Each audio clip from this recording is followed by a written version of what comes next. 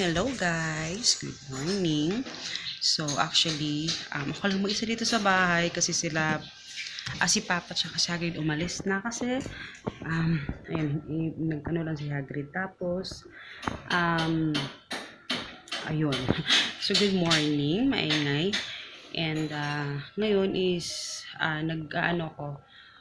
naglulumpia. Hindi naglulumpia, gagawa pa lang ng lumpia kasi gagawa kami ng vegetable lumpia. So, habang wala si Papa, ipipil ko muna yung mga carrots and everything na gagamitin. And, yun. So, yun yung ano ko sa inyo, update yung umaga. And, ito yung aking trabaho. So, ito yung ipipil ko. And then, nandun yung iba. So, ayan. And, yun yung gagawin natin ngayon. Ayan, kumusta kayo guys? And, today is actually, today is Friday. So, babalat ako ng carrots. So, ayan. And, meron ako share sa inyo ngayon. Sabi ko sa inyo, nangako ako sa inyo na mag-share ako ang ingay yung kapitbahay namin. Nagtutok siya. Timing talaga siya habang nabavlog ako. And, tawag dito, i-share ko sa inyo ngayon kasi sabi ko, diba, sabi ko sa inyo, share ko sa inyo yung about sa ano namin, sa expenses namin, sa mga ano namin, and all, diba, yung ang ingay talaga. So, ayun na nga. Kasi last vlog ko, diba, shinare ko doon na, bang nilinis ako, shinare ko doon na, gusto ko na lang simplihan yung buhay. Alam niyo yon.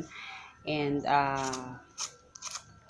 nung nasa, pa kami, nung nagre-rent pa kami doon sa aming nirerentahan na bahay, guys, medyo, nung time na, talaga, sobrang, yung nasa peak pa lang ng, ng pandemic,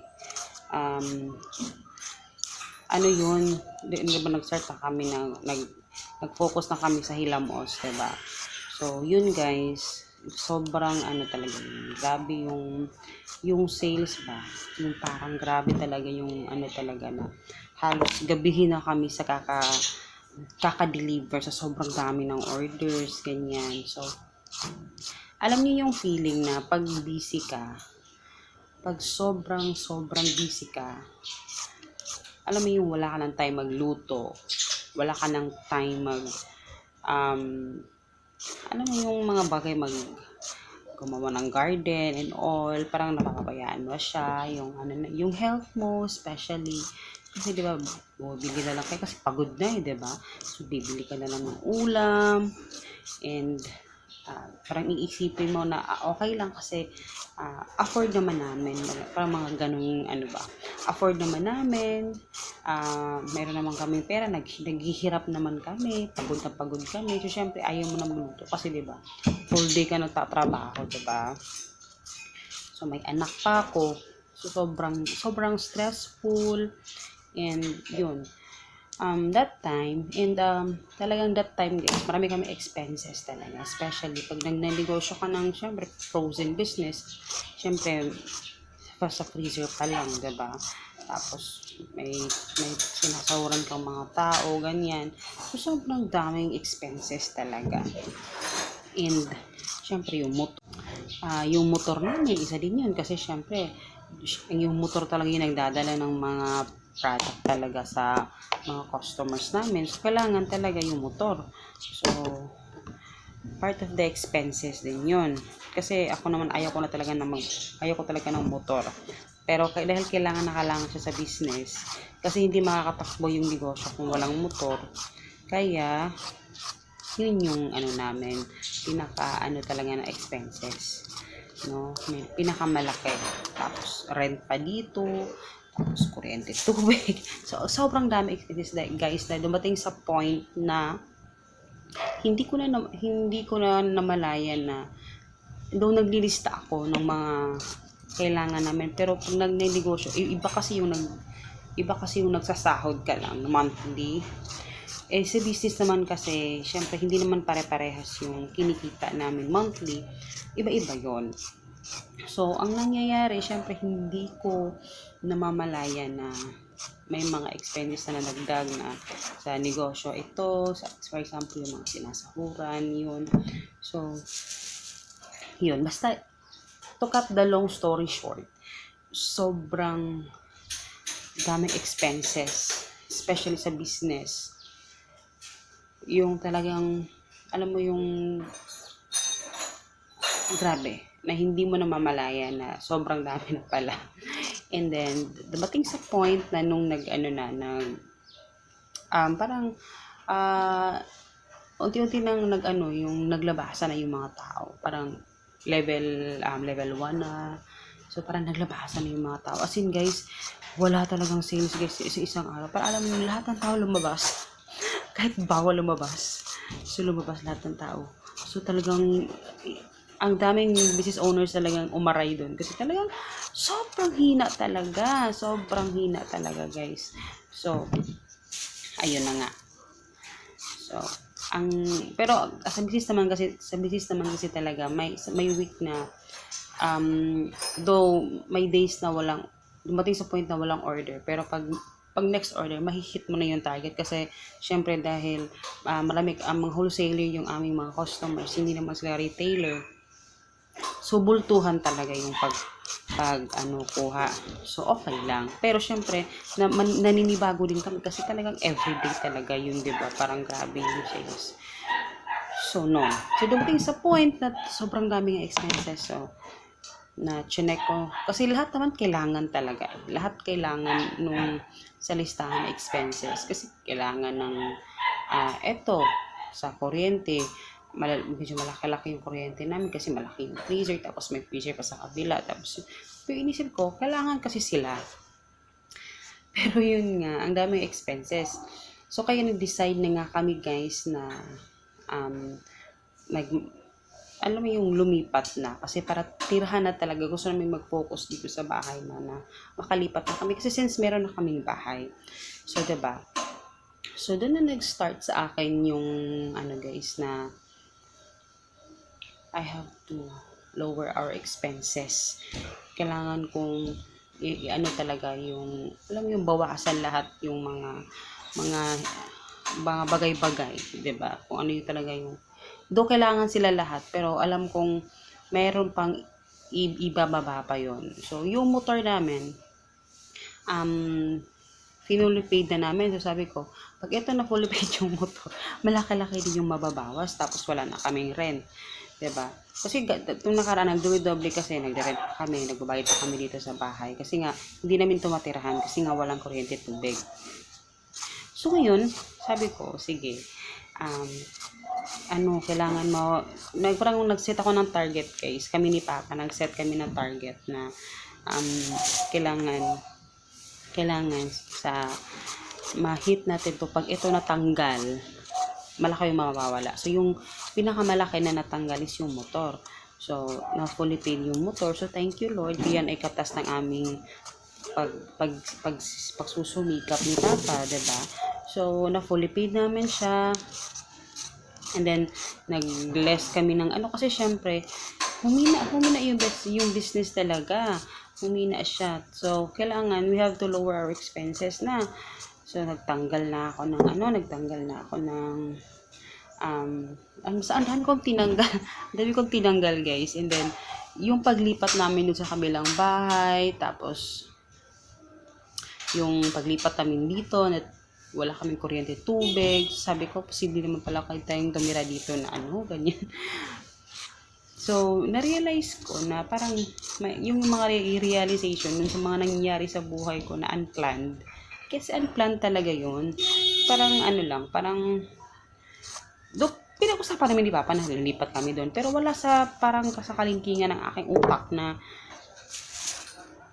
kanang maglilipat talaga kami, ganyan. Kasi syempre, iba yung plano namin. So, yung mga plano, hindi siya natupad. Ang ingay. Wait lang.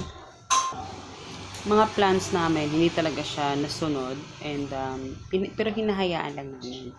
So, sabi ko, alam mo yung, malaki yung kita mo, malaki din yung expenses mo. Totoo talaga yun.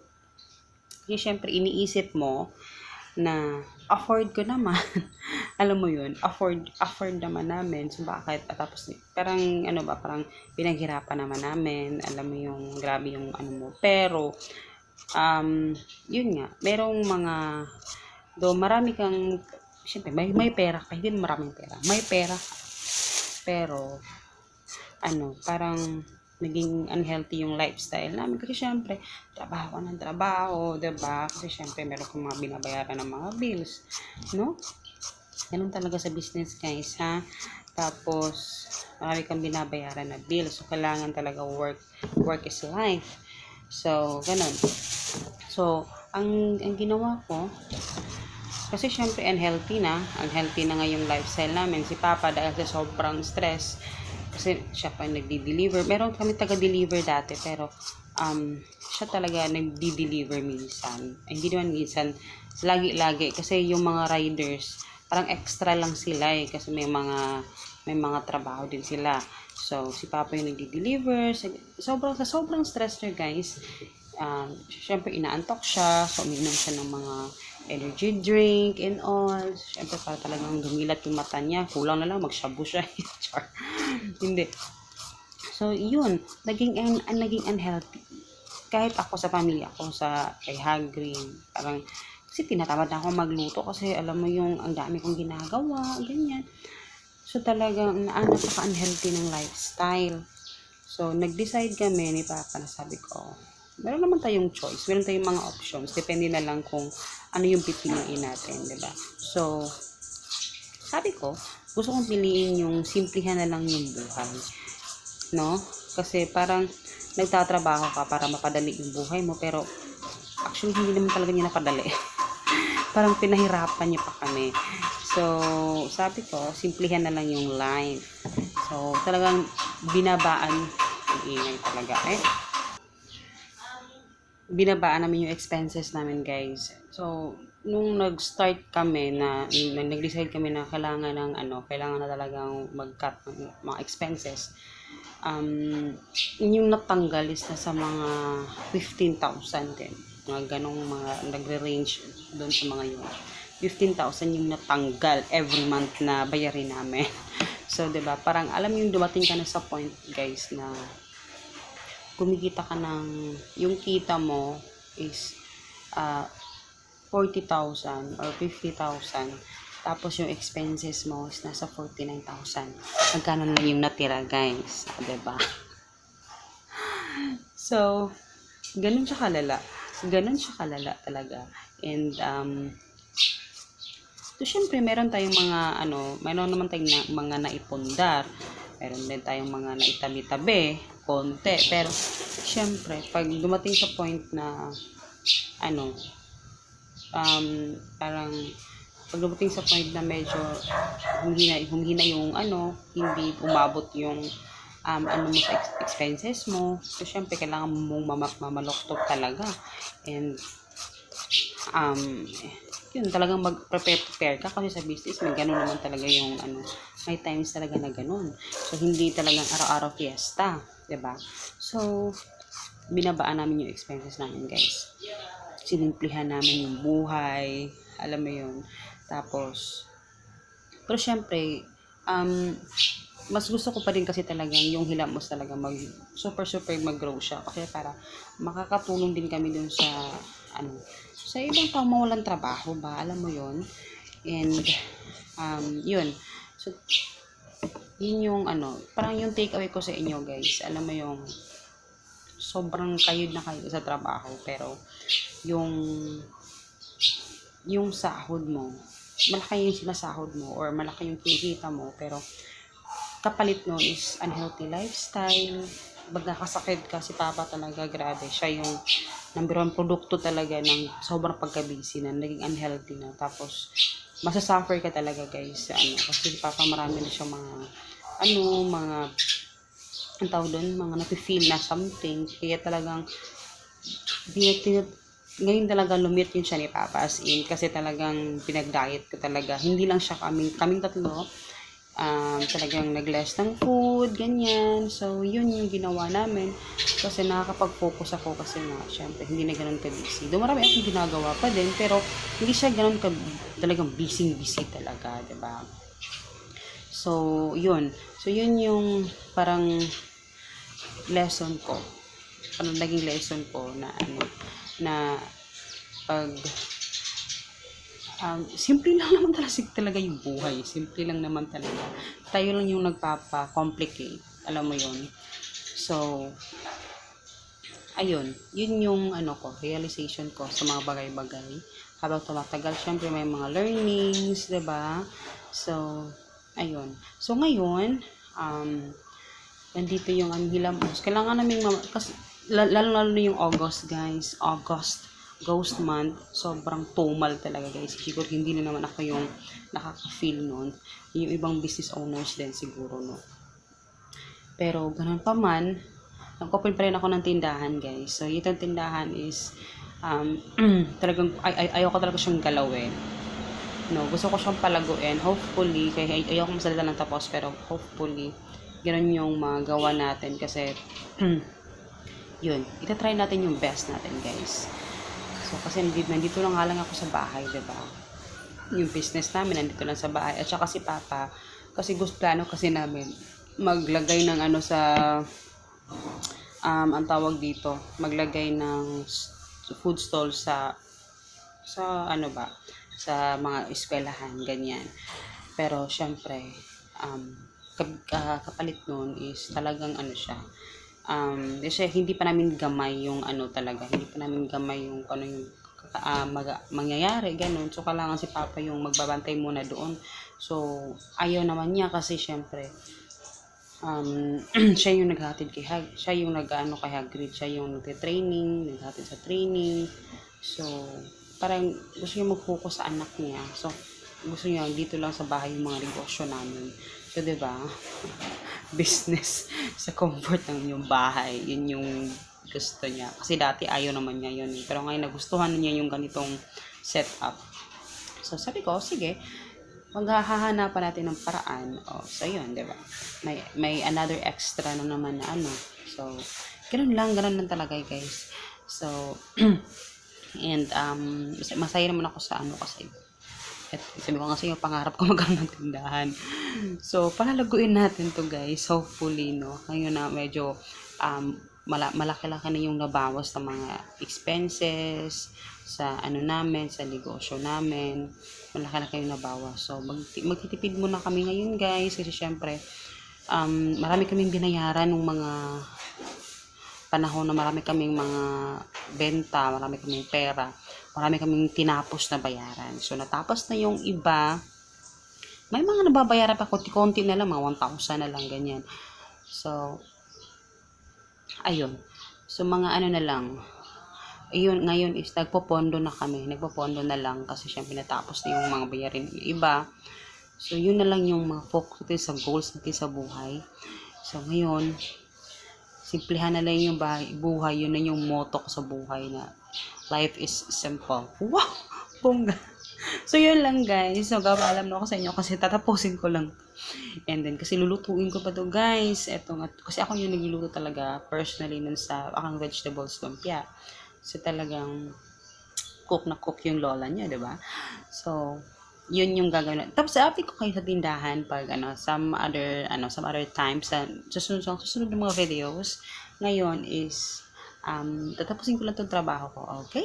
So, salamat sa pakikinig na aking mga yaw-yaw sa inyo and see you in my next video, guys. Paalam.